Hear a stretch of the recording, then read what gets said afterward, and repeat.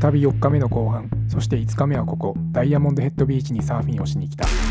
ポイントへのアクセスは海に向かって右側のトレイルと、そしてここの崖から下まで降りていくことができる。風が入り面はややガタついたコンディション。振り返るとダイヤモンドヘッドが僕たちサーファーを見守っている。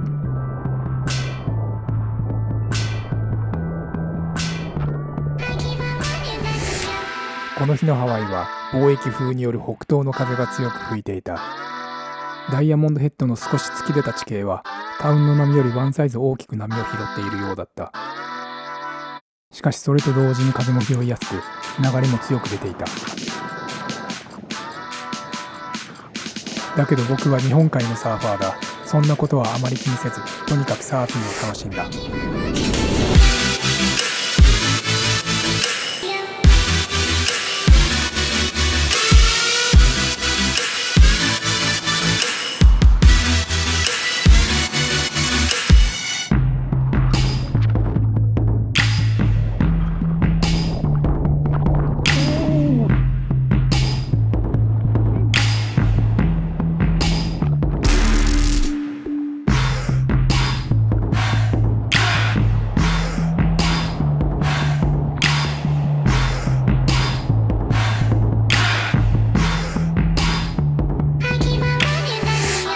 翌日には徐々にサイズアップしてきていて、強い風とともに波のサイズは頭オーバーから最大セット頭半くらいまでサイズアップしてきていた。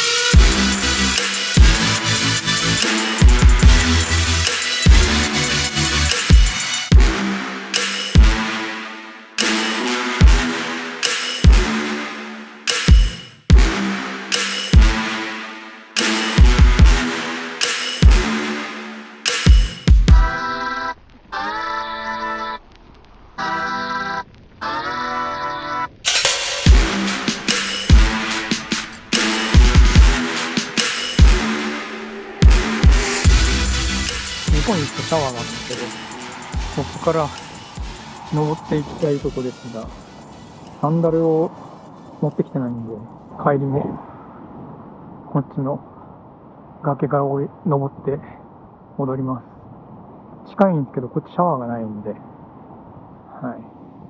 い、大変です。こっちからだったかな。 OK、ダイヤモンドヘッド上がりました。いかんいかん。こんなボムマリーとか流したら著作権なんとかに引っかかりますね。よし、今ダイヤモンドヘッドの、すぐ横の駐車場ですね。駐車場っていうか路駐してるんですけど、ここずっともう路駐し放題なんで、はい、縦列で駐車してます。路駐し放題っつっても夜の10時から朝の5時までは駐車ダメみたいですね。ダイヤモンドヘッド登頂が4時なんで、今2時半なんで、一回ファーマーズマーケット近くにあるんで行ってみます。東に進みます。そして KCC ファーマーズマーケットは今日は閉まっている可能性があります。今日閉まってんの？本日休業って今出たね。とりあえず一回行ってみるか。これで行きます。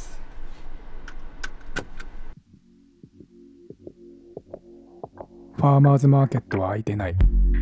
仮に開いてたとしてももう閉まってる。この時はまだそのことは知らなかったのだが、向かってる途中でファーマーズはもういいやという気分になっていたので、ダイヤモンドヘッドステートモニュメントへ直行した。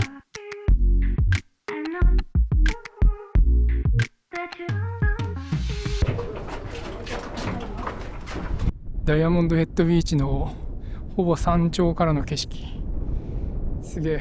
こっから見るとあそこめっちゃ波きれいに割れてますね。早朝が人気らしいけど、ちょっとわかるわ。これ早朝に登山すると絶対綺麗だと思う。もうすぐ夕暮れなんで、夕暮れ時も綺麗かもしれない。ここはノードローンでした。ダイヤモンドヘッド山頂到着しました。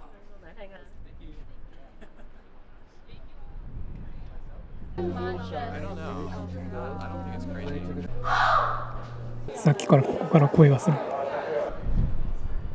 海を一望できるダイヤモンドヘッドはオアフ島の沿岸防衛に理想的な場所とされ、1908年から1943年までアメリカ軍の軍事要塞と化していた。また咲く。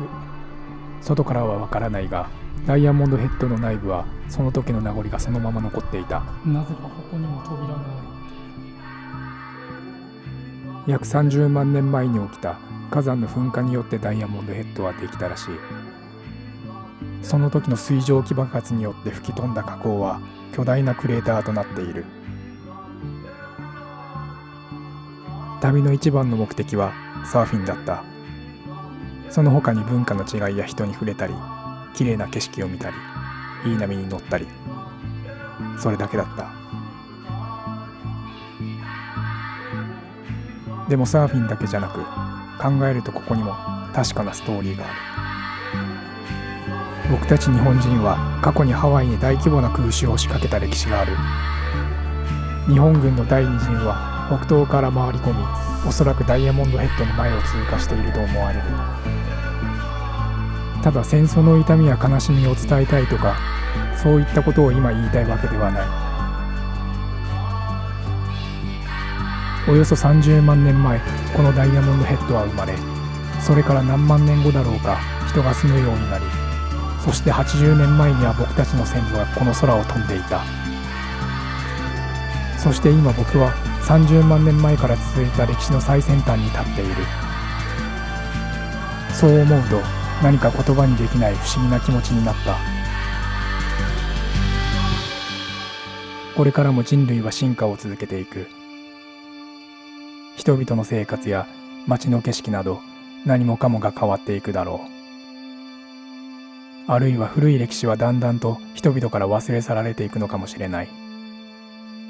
だけどダイヤモンドヘッドは変わらず、この先新たに作られる歴史をこの場所で見守っているのだろう。